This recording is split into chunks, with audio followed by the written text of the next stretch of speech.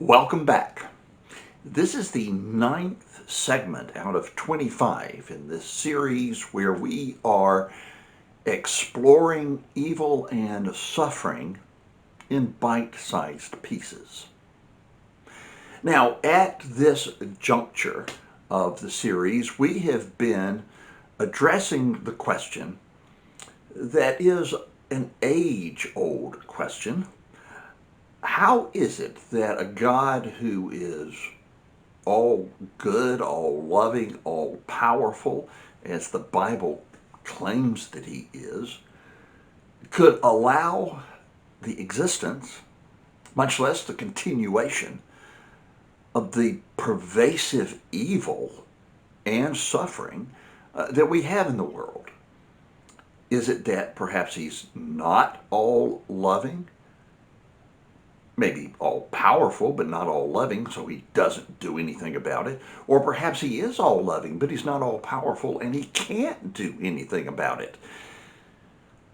Well, the Bible affirms that God is all good, all loving, and all powerful, while at the same time acknowledging that, yes, evil is a very real thing and is pervasive in our world. So, that's the problem. But it's not an insurmountable problem, although it may seem to be at first. It's a problem that has been addressed for generations in a discipline called Theodicy, which comes under the larger discipline of theology. And that is to make a defense for God in light of evil and suffering. And in this endeavor of theodicy, which we are undertaking, I have suggested to you that there are 5 defenses, 5 appeals, if you will. The first, we said, was the appeal to a suffering God. The fact that God in Christ took on the human experience and in doing so experienced evil and suffering. And he did so because he chose to out of his love for us, and he did so in order to address and provide a solution to evil and suffering. So the answer to the question cannot be that he doesn't care. The second appeal is the appeal to origins, which addresses the 2 questions. Did God create the best of all possible worlds? And do we live in the best of all possible worlds? And we said that yes, he did, and no, we don't. And then the third appeal is the appeal to mystery. If indeed God has good reasons for allowing evil to exist and to continue, as well as its accompanying and twin issue of suffering, what makes us think that he would tell us? He's certainly under no obligation to tell us. And what makes us think that if he did tell us, we'd actually be able to comprehend his reasons?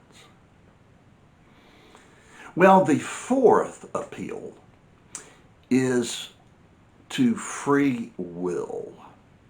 It's the free will defense. And it can be summarized in 2 sentences. God made morally free agents capable of making wrong moral choices. Evil must remain as a possibility in order for free will to be maintained. It's not complicated, but it can be fleshed out a bit more, as did a gentleman by the name of Alvin Plantinga in his book, which I recommend, God, freedom, and evil. And he writes, a world containing creatures who are significantly free and freely perform more good than evil actions is more valuable, all else being equal, than a world containing no free creatures at all. Now, God can create free creatures, but he can't cause or determine them to do only what is right. For if he does so, then they are significantly not free after all. They do not do what is right freely. To create creatures capable of moral good, therefore, he must create creatures capable of moral evil. And he can't give these creatures the freedom to perform evil and at the same time prevent them from doing so. As it turned out, sadly enough, some of the free creatures God created went wrong in the exercise of their freedom.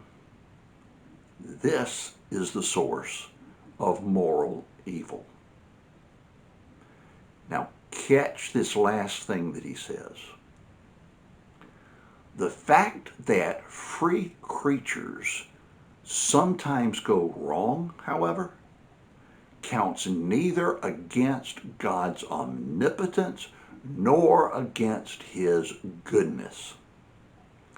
For he could have forestalled the occurrence of moral evil only by removing the possibility of moral good. The free will defense is at the very heart of the endeavor of Theodicy. Not only to address evil, but also to address suffering.